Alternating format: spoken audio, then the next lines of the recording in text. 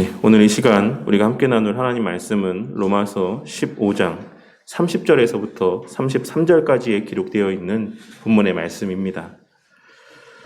이미 우리가 함께 새벽에 로마서 말씀들을 다 함께 나눈 바가 있고, 또한 그 말씀의 내용들을 나눌 때에도 말씀을 드렸지만, 로마서는 아마 맥체인 성경 읽기표를 따라 또 이 로마서의 말씀들을 다시 한번 이렇게 찬찬히 읽어보셨으면 다 느끼셨던 바와 같이 느끼셨을 사실과 같이 기독교 교리의 정수를 함축하고 있는 지극히 교리적인 서신서라고 할 수가 있습니다. 오늘 기록된 본문의 말씀에서도 확인할 수가 있지만, 이 로마서를 기록할 당시 바울의 선교를 향한 열정은 서바나, 즉 오늘날의 스페인을 향하여 있었습니다. 바울에게 있어 스페인 선교의 그런 과정 가운데 로마 교회가 갖고 있는 의미라고 하는 것은 매우 컸다라고 할 수가 있습니다. 그렇기 때문에 바울은 이미 어느 정도의 규모를 가지고 또한 성장해 있는 로마 교회를 바른 교리적인 가르침들을 통해 온전히 세움으로 말미암아 스페인 선교의 전초 기지와 같은 역할을 감당케 하고자 하는 의도에서 오늘 본문에 이 로마서 말씀을 기록하였던 것입니다. 그 가운데 오늘 우리가 함께 살펴볼 본문의 말씀은 사실 로마서의 마지막이라고 할 수 있는 부분입니다. 16장은 인사와 안부를 나누는 것에 대한 당부들로 거의 대부분을 할애하고 있기 때문에 실질적으로 오늘 본문의 말씀의 내용들이 본 서신의 마지막 부분이라고 할 수가 있는 것입니다. 어떤 주석서에는 오늘 본문의 말씀을 22절에서부터 이어지는 말씀 가운데 포함하기도 하고, 또 어떤 주석서에서는 오늘 본문의 말씀을 따로 구분지어서 설명을 하고 있기도 합니다. 하지만 22절에서부터 이어지는 말씀의 내용들을 먼저 살펴보는 것이 본문이 갖고 있는 의미를 더 온전하고도 쉽게 이해할 수 있게 해줄 것이다라고 생각을 합니다. 그러니 사실 오늘 우리가 함께 나누는 말씀은 22절에서부터 33절까지에 이어지는 말씀의 내용이라고 할 수가 있는 것입니다. 22절 말씀을 보시면 바울은 이미 여러 번 로마로 향하여 가고자 했지만 하나님께서 그 길을 허락하시지 않았다라고 밝히고 있는 것을 확인할 수가 있습니다. 그리고 그것은 19절에서부터 21절까지 설명하고 있는 그의 다른 곳에서의 감당해야 될 선교의 사역들과 연관이 되어져 있는 것이라고 할 수 있는 것입니다. 하나님께서는 바울로 하여금 로마로 나아가게 하시기에 앞서서 고린도 등과 같은 헬라 지방의 다른 지역에서 사역을 마무리 짓게 하고자 하시는 의도가 있으셨던 것입니다. 그리고 이 본문을 기록할 당시에는 이제 로마로 향하여 나아가는 일에 있어 표면적인 장애물들이 다 사라지게 되었으므로 이제 조만간 너희에게 갈 수 있을 것이다. 내가 조만간 너희에게 나갈 것이다. 라고 자신의 향후 계획을 전하고 있는 것입니다. 그리고 로마에 가는 목적은 다른 것이 아닌 그들과의 교제와 그들을 향한 가르침의 시간들을 가진 이후에 그들로부터 스페인 선교의 후원을 받고 파송을 받기 위함이라고 자신의 목적을 분명하게 밝히고 있는 것입니다. 그런데 그 일에 앞서 그가 먼저 감당해야 될 일이 있었는데, 그것은 바로 당시에 물질적으로 큰 궁핍함 가운데 있었던 예루살렘 교회를 위해 마게도냐와 아가야 지방에 있는 이방인 그리스도인들로부터 모은 구제 헌금을 전달하기 위해 예루살렘에 가는 일이었습니다. 바울 사도는 이제 그 일만 속히 마치고 내가 다시 이제 로마로 가서 너희들을 만나볼 것이다라고 이야기하며 이 본문의 말씀을 시작하고 있는 것입니다. 그러므로 오늘 본문의 말씀은 서두에 언급했던 바와 같이 예루살렘 교회에 구제 헌금을 전하러 가는 일과 밀접한 관계를 갖고 있는 것이며, 그 사건이 오늘 말씀의 배경이 되고 있는 것입니다. 사실 오늘 본문 말씀의 주된 내용은 오늘 말씀의 제목에서도 알 수가 있는 것처럼 바울이 로마 교회 성도들에게 자신을 위한 기도를 부탁하고 있는 것이라고 할 수 있습니다. 바울 사도는 서신서 곳곳을 통해서도 나타나듯이 종종 성도들을 향해 자신을 위한 기도를 부탁했다라고 하는 사실을 우리는 기록된 말씀의 내용들을 통해 확인할 수가 있습니다. 바울 사도는 선교의 사역 가운데 하나님의 능력으로 말미암는 수많은 놀라운 이적들을 행하고 또한 체험하였음에도 불구하고 다른 누군가를 위하여 합심하여 드리는 기도의 능력을 누구보다 잘 알고 있었던 자였으며 그렇기에 그는 그 기도의 능력을 간과하지 아니하고 늘 성도들을 향해서 자신을 위해 기도해 줄 것을 부탁하였던 것입니다.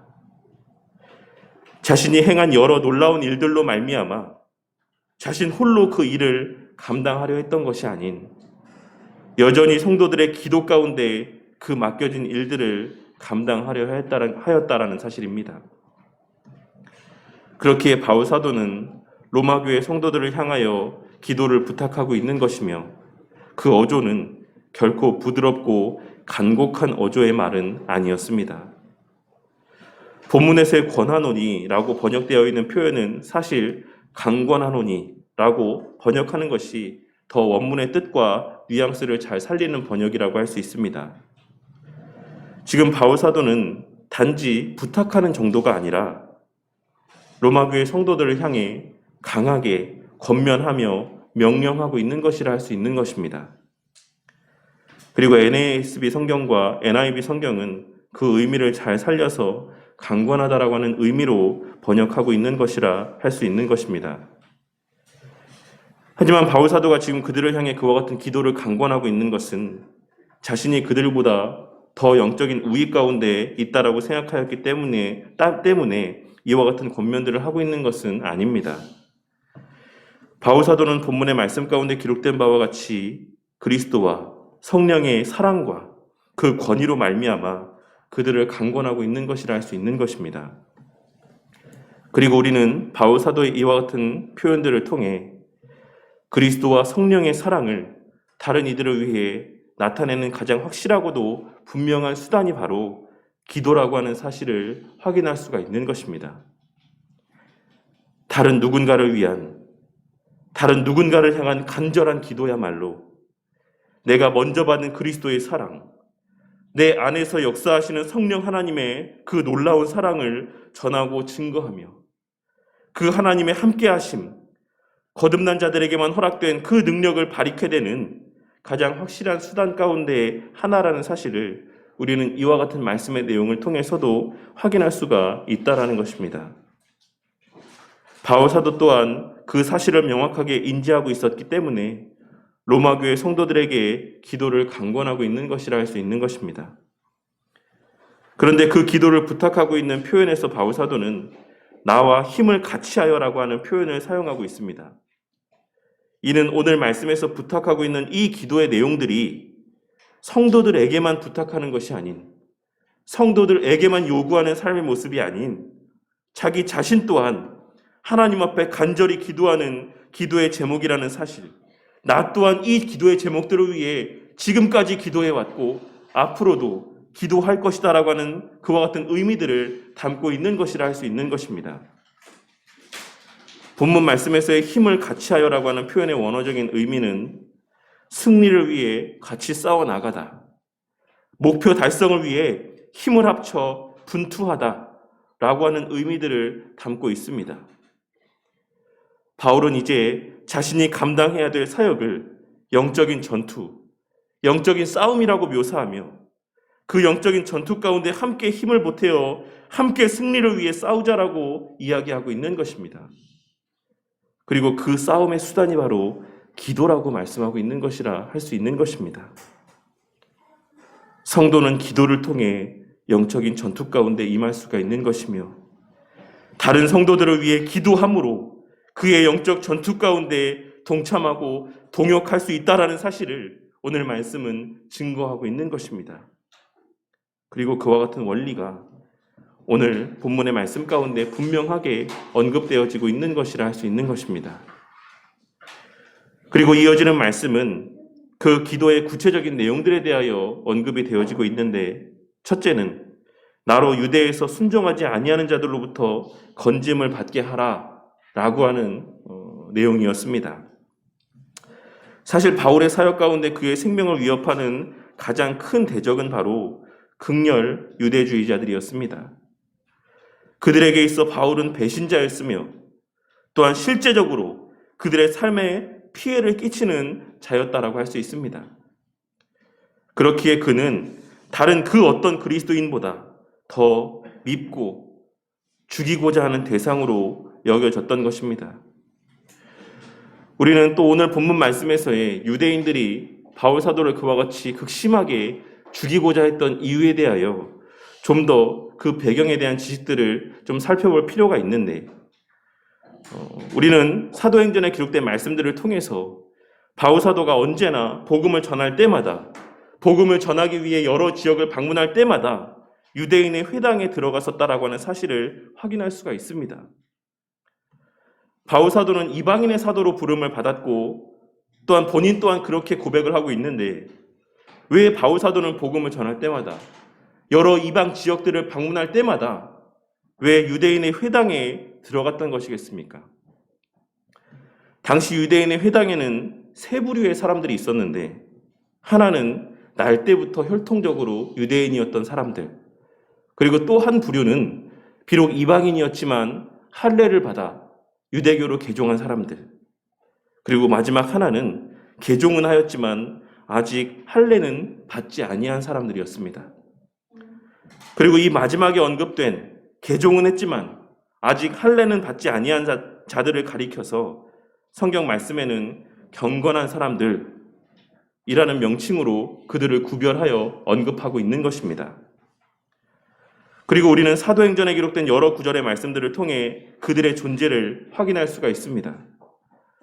사도행전 13장 43절 말씀에는 회당의 모임이 끝난 후에 유대인과 유대교에 입교한 경건한 사람들이 많이 바울과 바나바를 따르니 두 사도가 더불어 말하고 항상 하나님의 은혜 가운데 있으라 권하니라.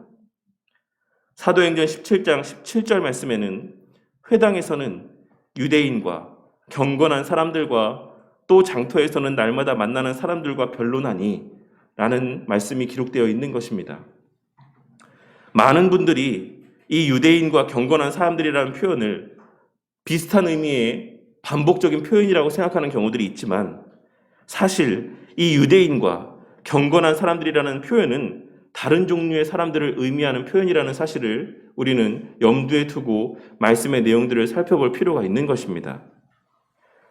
그리고 당시에 직사각형으로 되어 있는 회당의 중심에는 유대인들과 또한 할례를 받은 이방인 개종자들이 함께 그 중심의 자리에 앉아서 예배를 드렸고, 그 주위를 삥 둘러 보조석과 같은 자리에 아직 할례를 받지 아니한 이 본문 말씀에서의 경건한 사람들이라고 불려지는 자들이 앉아서 예배를 드리는 구조로 당시의 예배의 모습은 구성되어 있었습니다.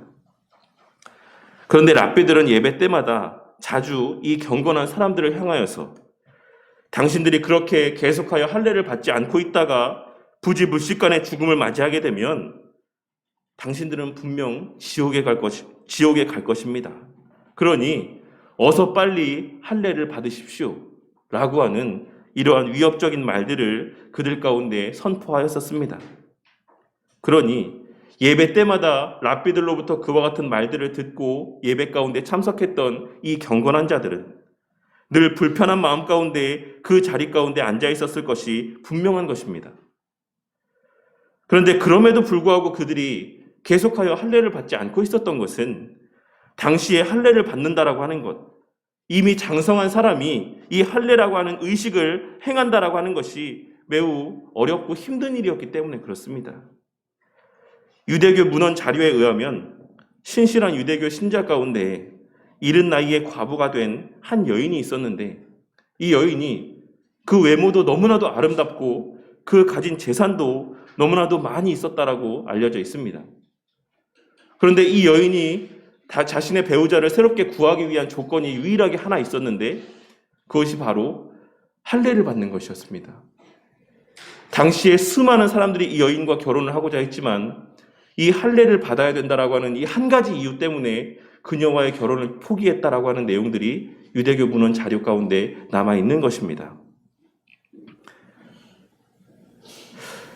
당시의 사람들이 이와 같이 할례를 지극히 꺼려했던 것은 이것이 건강상의 안전을 담보하지 못한다라고 하는 그런 실질적인 위험이 있기 때문이기도 했지만, 또 하나 당시에 그 이방 지역의 남자들에게 있어 이 공중 목욕탕을 이용하는 것은 그들에게 있어서 되게 보편화된 일이었습니다. 당시 그들에게 있어서의 이 공중 목욕탕을 이용하는 것은 하나의 사교적인 문화 가운데 하나로 자리 잡고 있었던 것입니다. 그런데 그러한 자들에게 있어 할례를 받은 자의 모습이라고 하는 것은 오늘날 우리가 아프리카 사람들 가운데 이 아랫입술에 접시를 이렇게 끼우는 그런 모습들을 아마 TV 프로에서 보신 일들이 있을 거라고 생각합니다. 우리가 그러한 사람들의 그와 같은 모습을 바라볼 때 느끼는 그런 감정들, 그런 것들을 당시에 할례받은 사람들을 바라보는 그런 지역의 사람들의 모습이, 감정이 그와 같았다라는 것입니다. 그러니 당시에 할례를 받는다라고 하는 것은 자신이 속한 공동체의 무리에서의 그와 같은 편견까지도 감내해야지만 되었던 큰 결심과 결단이 필요한 행위였다라는 사실입니다. 그러니 그러한 여러 이유들로 인해서 많은 사람들이 유대교 예배 가운데 참석을 하고 있었다 할지라도 할례까지는 받지 못하고 주저하고 그 예배 가운데 참석하는 모습들이 많이 있었다라는 것입니다. 그러한 경건한 사람들에게 있어 구원을 받기 위해 꼭 할례를 받아야지만 되는 것은 아니다. 할례를 받지 않아도 된다. 라고 이야기하는 바울 사도의 가르침이라고 하는 것은 엄청난 충격이었을 것이고, 그렇기에 바울 사도가 회당에서 설교를 하고 나면 그 경건한 사람들이 구름대와 같이 바울 사도 곁을 에워싸서 어떤 근거로 그런 말씀을 하는 것입니까? 그렇다면 왜 랍비들은 우리를 향해 할례를 받아야지만 된다라고 이야기한 것이었겠습니까? 라고 이야기를 하며 더 많은 가르침들을 듣기 위해 바울 사도와 함께하고 또 바울 사도를 자신의 집에 모시고 가 또 더 많은 가르침의 내용들을 듣기도 하였던 것입니다. 그리고 그 경건한 자들은 유대인들에게 있어 이방 지역에 사는 자신들과 그 이방 사회를 이어주는 매개의 역할을 감당하는, 통로의 역할을 감당하는 자들이었는데, 그러한 자들이 바울 사도를 만나기만 하면, 바울 사도를 통해 가르침을 듣기만 하면 더 이상 그 회당 가운데 발걸음을 하지 않는 것입니다. 그래서 그 내용들을 살펴보면 자신들끼리 함께 모여 예배를 드리고 있다라는 소식들을 듣게 되었던 것입니다.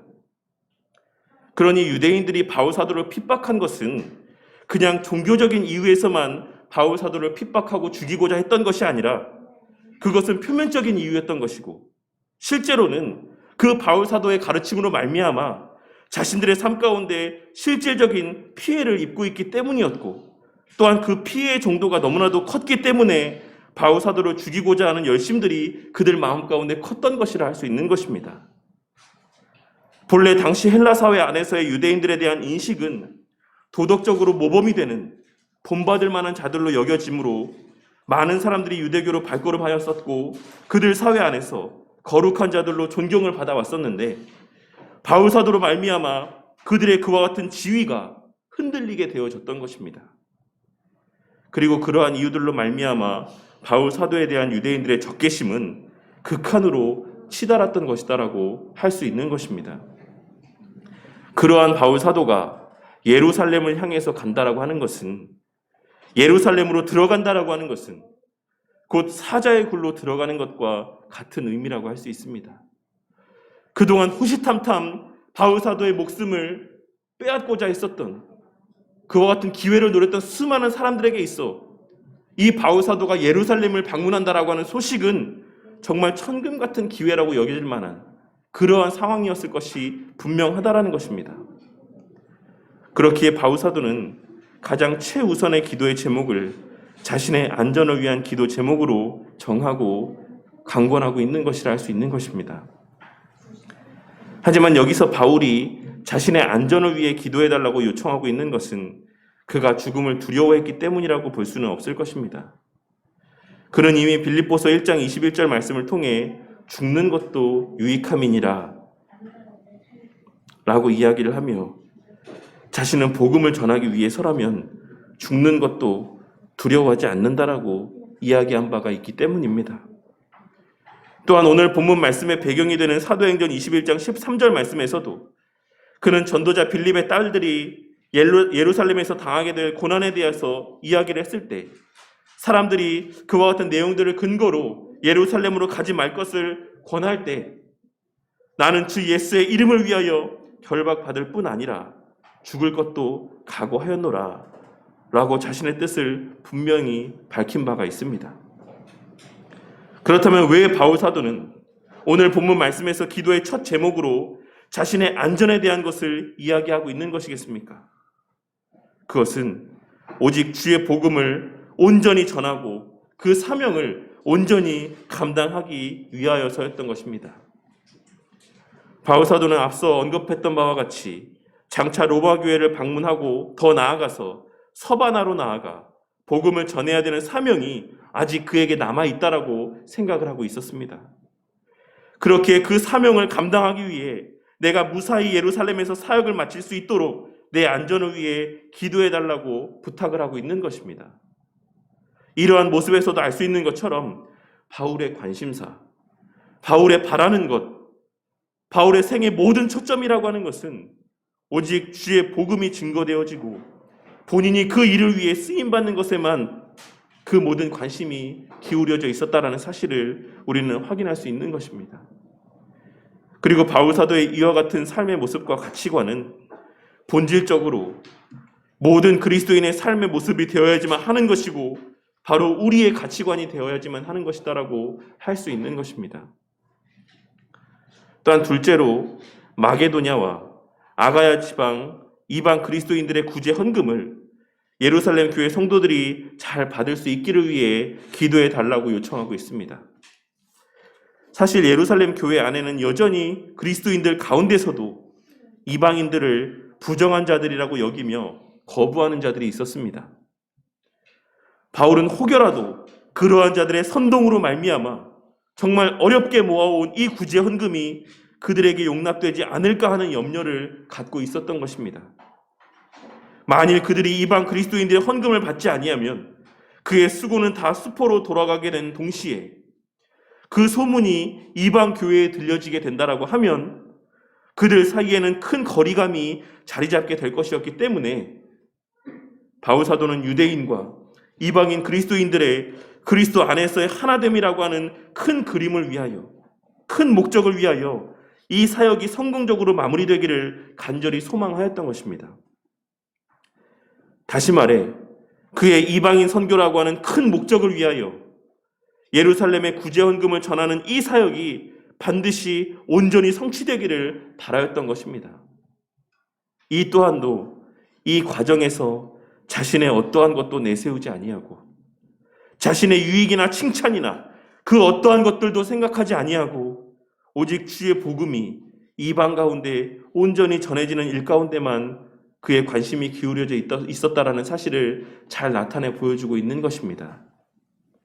그리고 마지막 셋째로는 하나님의 뜻을 따라 기쁨으로 너희에게 나아가 너희와 함께 편히 쉬게 하라는 것이었습니다.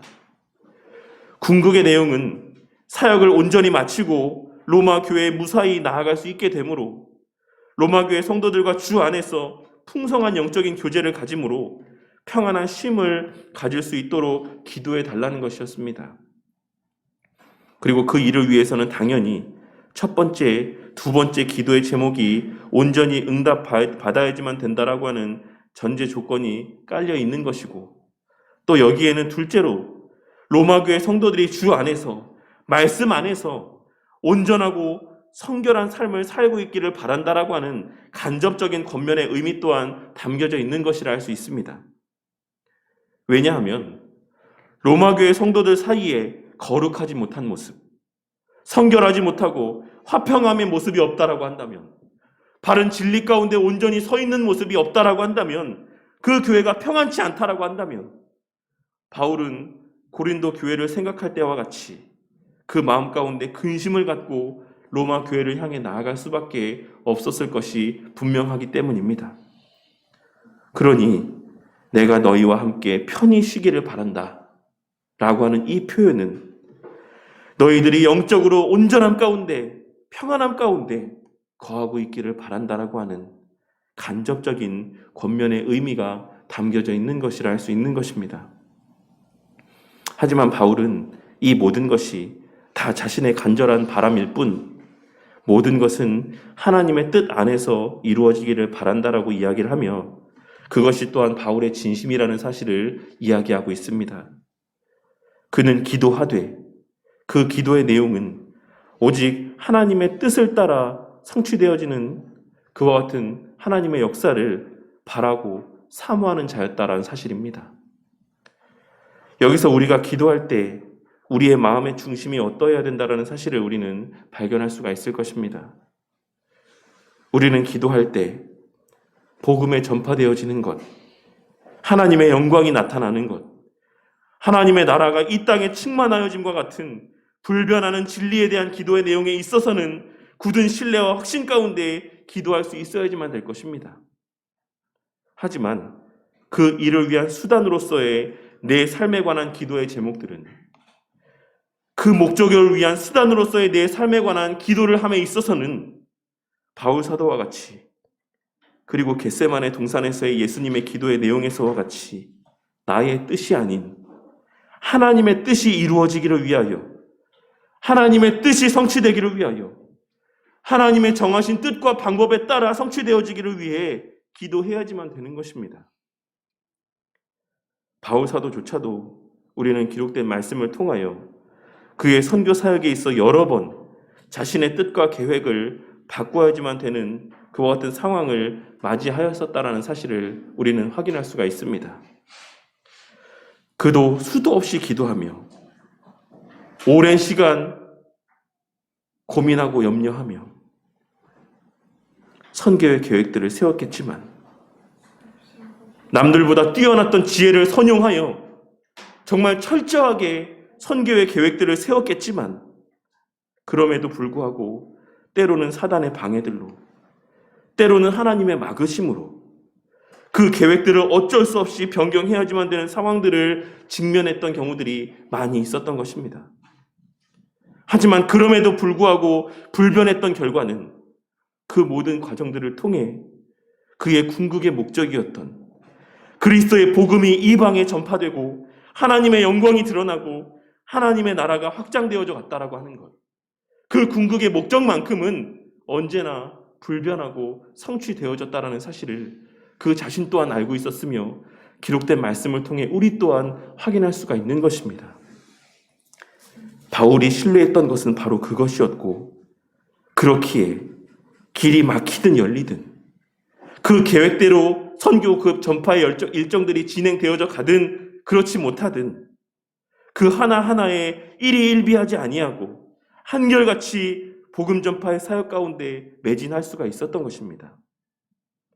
어찌되었건 결국 하나님께서는 주의 복음이 전파되게 하실 것이다라고 하는 그 굳은 믿음으로 말미암아 때로는 자신의 계획이 어그러진다 할지라도 때로는 자신의 계획이 가로막혀진다라고 할지라도 그는 기쁨과 감사 가운데 그 복음 전파의 여정들을 감사함과 기쁨으로 감내해 나아갈 수 있었던 것입니다. 우리는 바울 사도의 이와 같은 기도의 모습에서 우리의 기도의 중심을 발견할 수 있어야지만 될 것입니다. 어떠한 삶의 과정을 통해서도 그 주어진 환경 가운데 순응하고 순종할 수 있는 마음과 그리스도의 표대를 향한 그 마음의 중심을 잃지 않을 수 있는 의지와 능력을 간구하며 오직 하나님의 이름만이 높이심을 받고 하나님의 나라만이 확장되어져 가기를 간구하는 그와 같은 모습들이 우리의 바른 기도의 모습이라는 사실을 우리는 발견할 수 있어야지만 된다는 것입니다. 어찌되었건 오늘 본문 말씀에서도 이 모든 것을 구함에 있어 그 모든 것이 결국은 하나님의 뜻에 따라 성취되어지기를 바라는 마음으로 기도하고 또한 기도를 부탁하였던 것입니다. 그리고 이 기도의 부탁을 받고 함께 기도로 동역할 로마교회 성도들 개개인 가운데 평강의 하나님께서 함께 계실 것을 믿는다라고 하는 고백으로 본 서신의 주된 내용들을 끝맺음하고 있는 것입니다. 오늘 본문 말씀의 주된 내용은 기도에 관한 본문이라고 할 수 있습니다.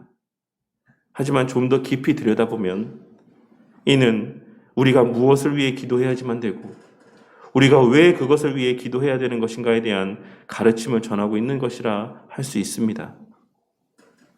우리가 흔히 기도에 관한 본문들 가운데 가장 잘 알고 있는 대표적인 본문은 너희는 먼저 그의 나라와 그의 의를 위하여 기도하라 라고 하시는 말씀이라 할 수 있습니다. 그리고 그 가르침의 구체적인 내용과 적용이 오늘 본문의 말씀의 내용이 될 수 있을 것이다라고 생각을 합니다. 우리는 오늘 말씀에서의 로마교회 성도들에게 부탁하고 있는 이 기도의 내용들을 통해 그 가르침에 담겨져 있는 실제적인 의미들을 발견할 수가 있다는 것입니다. 우리는 늘 기도할 때마다 첫째로 주의 복음을 전하는 일을 실질적으로 맡고 있는 자들을 위해 기도해야지만 될 것이라고 생각을 합니다. 각 교회를 담임하고 있는 목사들이나 복음의 최전선에서 복음을 전하며 치열한 영적인 전투의 실전 가운데 거하고 있는 선교사님들을 위해서 기도해야지만 된다는 것입니다. 그렇다면 구체적으로 그들의 무엇을 위해 기도하라고 말씀하고 있는 것이겠습니까? 1차적인 의미는 오늘 본문 말씀에서와 같이 그들의 육체적인 안위를 위해서 기도해야지만 되는 것입니다.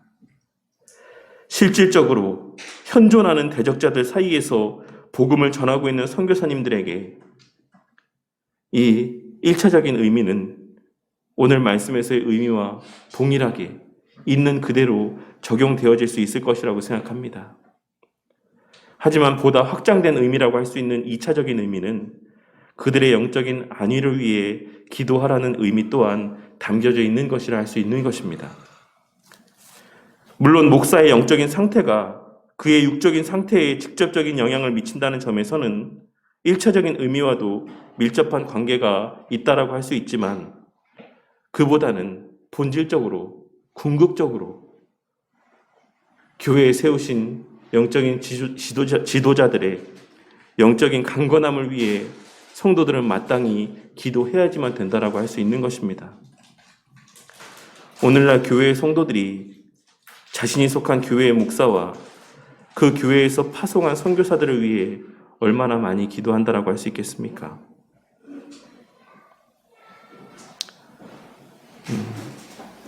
선교사님들을 위한 기도는 많이 할 수도 있을 것이다라고 생각하지만 자신이 출석하는 교회에 목사를 위한 기도를 함에 있어서는 사실 그리 많은 시간을 할애하지 않는 것이 오늘날 교회 안에서 발견되는 모습인 경우가 많이 있는 것입니다. 제가 목사이기 때문에 지금의 한국교회의 현실적인 이런 문제와 책임들을 성도님들에게 전가하기 위해서 이러한 말씀을 드리는 것은 아닙니다. 그냥 자신의 삶 가운데 내가 정말 나의 출석하는 교회 목사를 위해 얼마나 기도했는가, 그간 신앙의 삶을 살면서 나는 목사들을 위해 얼마나 많은 시간을 기도했는가를 돌아보라고 하는 말씀을 드리고 있는 것입니다. 바울 사도조차도 자신의 사역 가운데 성도들에게 늘 자신을 위한 기도를 부탁하고 강권하였습니다.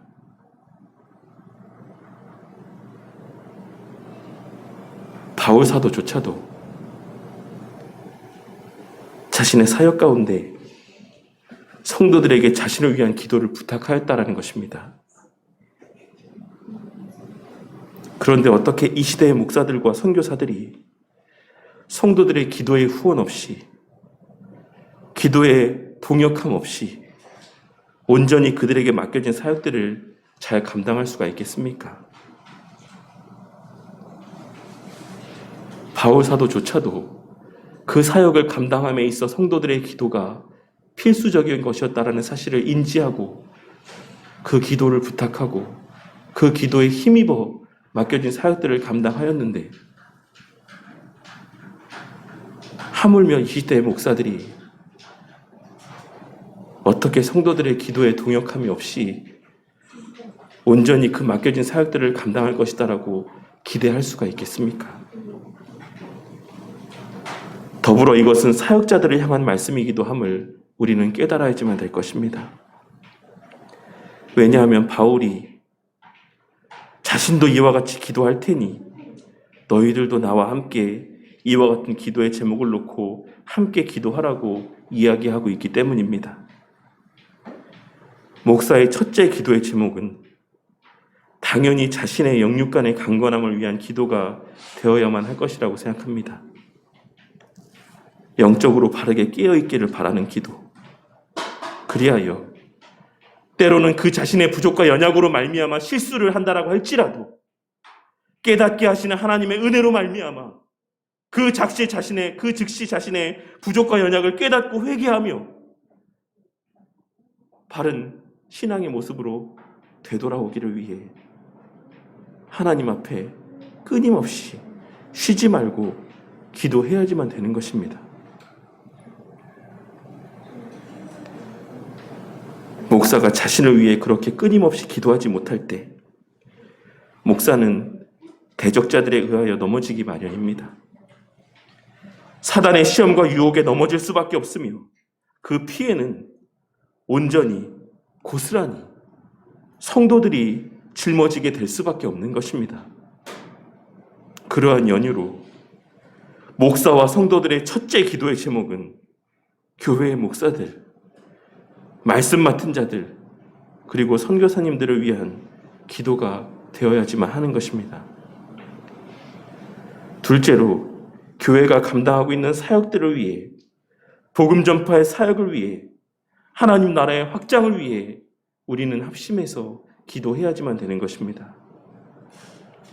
온전한 목사를 통해 선포되어지는 말씀으로, 온전한 목사를 통해 진행되어지는 교회의 사역들을 통하여 하나님의 영광이 드러나고 하나님의 나라가 확장되어지기를 위해 우리는 기도해야지만 된다는 것입니다. 그것이 교회의 구성원으로 그리스도 안에 속한 지체로 마땅히 기도해야 될 기도의 제목인 것입니다. 교회의 존재 목적은, 그리고 예수님의 이 땅에 오신 목적은 누가복음 4장 43절과 44절에 기록된 예수께서 이르시되 내가 다른 동네들에서도 하나님의 나라 복음을 전하여야 하리니 나는 이 일을 위해 보내심을 받았노라 하시고 갈릴리 여러 회당에서 전도하시더라. 이 말씀을 통해 알 수 있는 것처럼 그 주된 사역과 목적은 바로 하나님 나라 복음을 전하시는 것이었습니다. 그러므로 그의 몸된 교회의 주된 사역 또한 바로 하나님 나라 복음을 전하는 것이 되어야지만 하는 것입니다. 그렇기에 목사나 성도의 기도의 제목의 최우선의 자리에는 그와 같은 기도의 제목이 자리하고 있어야지만 될 것이라고 생각을 합니다. 우리의 전하는 복음이 온전히 증거되어지고 우리의 행하는 것들이 오해 없이 순전하게 사람들에게 받아들여지기를 위해 늘 기도해야지만 된다는 것입니다. 그리고 마지막 셋째로 성도 개개인의 성결한 삶, 거룩한 삶을 위하여서도 기도해야지만 될 것입니다.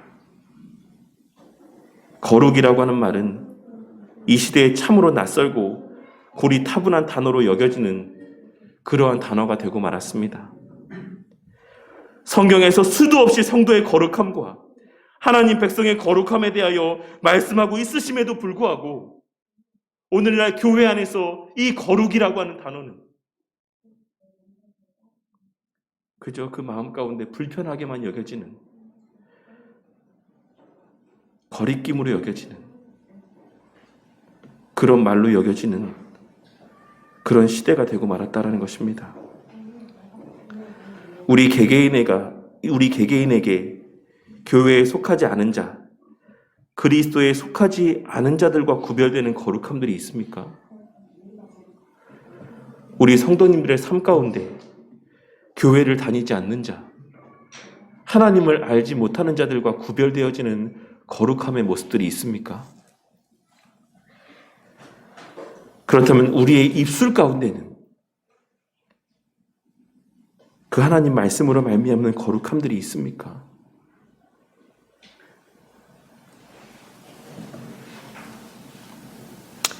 혹 우리의 삶 가운데 믿지 않는 자들보다 더 세속적이고 악한 말과 행동들이 내 삶 가운데 증거되고 표출되어지고 있지는 않은지 우리는 늘 스스로의 삶을 돌아볼 수 있어야지만 되는 것입니다.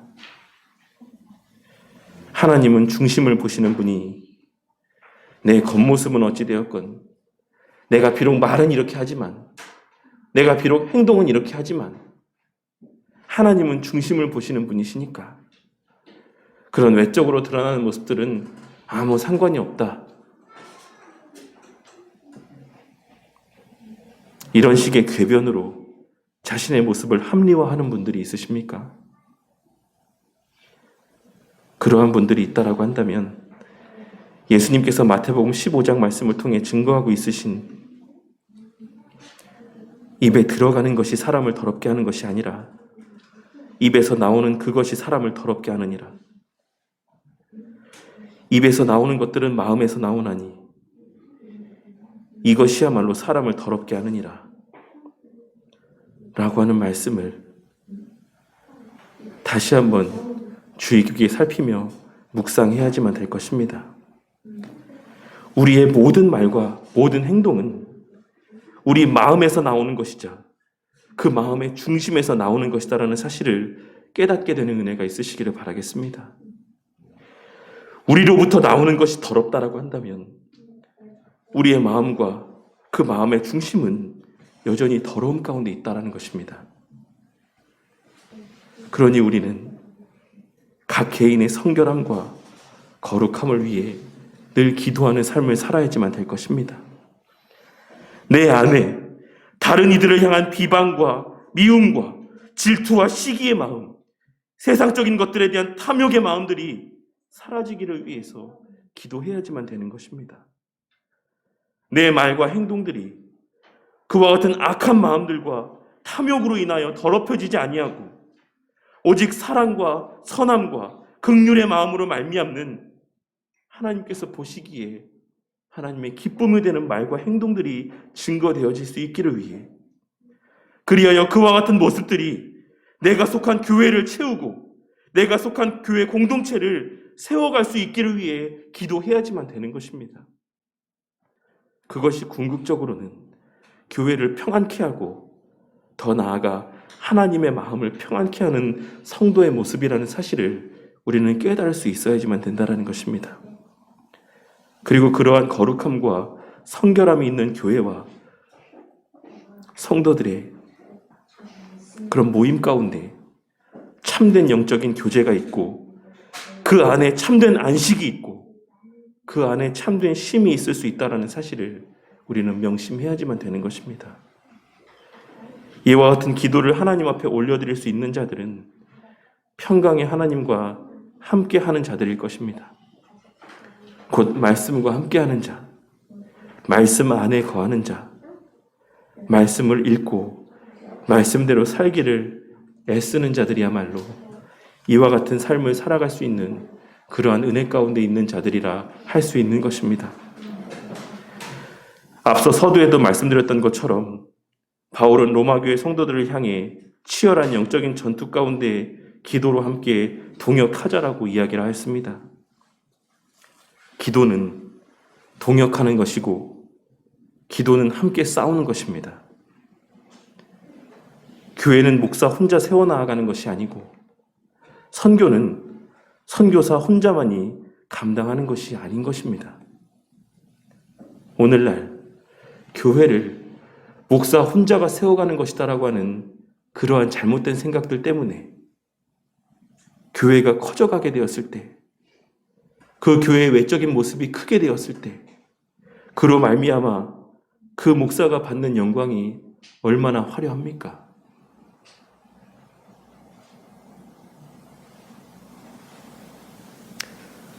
우리는 오늘 말씀을 통해 교회는 결코 목사 한 사람이 세워가는 곳이 아니고 또한 그러해서도 안 된다라는 사실을 깨달을 수 있어야지만 될 것입니다. 성도들은 그저 교회에 헌금만 하기만 하면, 그저 선교사들을 물질로 후원하기만 하면 교회를 세우는 일에 있어 본인의 할 도리를 다 했고 선교에 동참했다라고 착각해서도 안 되는 것입니다. 기도하지 않고 교회에 헌금만 하는 것, 기도하지 않고 목사를 물질로만 섬기는 것,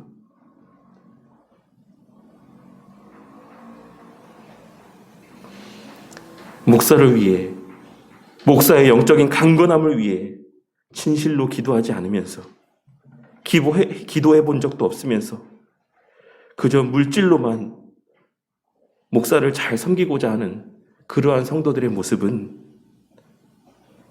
결국 교회를 망치고 목사를 망치는 지름길이라는 사실을 우리는 깨달아야지만 될 것입니다. 기도 없는 물질은 결국 우리에게 있어 유혹거리만 될 뿐인 것이고 우리를 넘어지게 만드는 수단이 될 뿐이라는 사실을 반드시 깨달아야지만 된다는 것입니다. 목사도 선교사도 성도도 우리는 각자의 역할만 다를 뿐 그리스도의 몸된 교회 안에 한 지체들로서 오직 그리스도의 뜻을 이루어 나아가는 한 공동체입니다. 하나의 목적을 가지고 살아가는 다른 모양의 삶을 살아가는 자들이라는 사실입니다.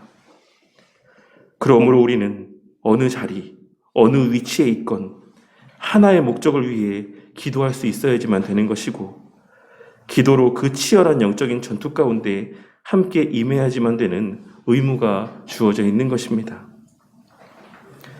그것이 그리스도의 사랑이 성령 하나님께서 내주하시는 그런 자들의 마땅히 증거되어질 바른 신앙의 모습이자 목사를 향한, 선교사를 향한, 더 나아가 그리스도를 향하고 교회를 향한 성도의 사랑을 나타내는 가장 확실하고도 분명한 수단이라는 사실을 오늘 말씀을 통해 깨닫게 되는 은혜가 있으시기를 바라겠습니다.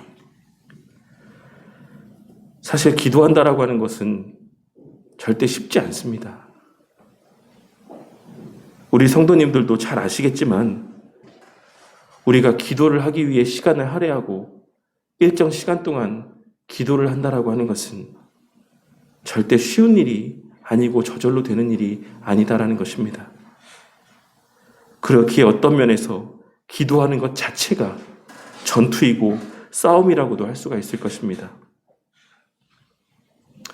우리 바른교회 성도님들은 오늘 말씀에서의 로마교회 성도들을 향한 이 강한 권면의 말씀들을 마음 가운데 새기고 주의 일을 위해 세우신 일꾼들을 위해 기도로 함께 동역하고 그 세우신 일꾼들을 통해 이루어 가시는 주의 사역들을 위해 기도로 함께 동역하고 그 일에 함께 동역할 각자의 개인의 신앙을 위해 그 개인의 삶에서의 거룩함과 성결함을 위해 기도하는 성도님들이 되시기를 바라겠습니다. 그리하여 교회가 목사와 선교사의 영적인 전투 가운데 힘이 되고 쉼이 되고 복음 전파 사역의 확실한 전초 기지가 되어지는 은혜를 누리게 되심으로 평강의 하나님이 그 교회 가운데 늘 함께 하시는 가운데 진정 하나님을 기쁘시게 하고 하나님께 영광 돌리는 가치 있는 삶을 살게 되시는 우리 바른교회 성도님들이 되시기를 주님의 이름으로 간절히 축원합니다.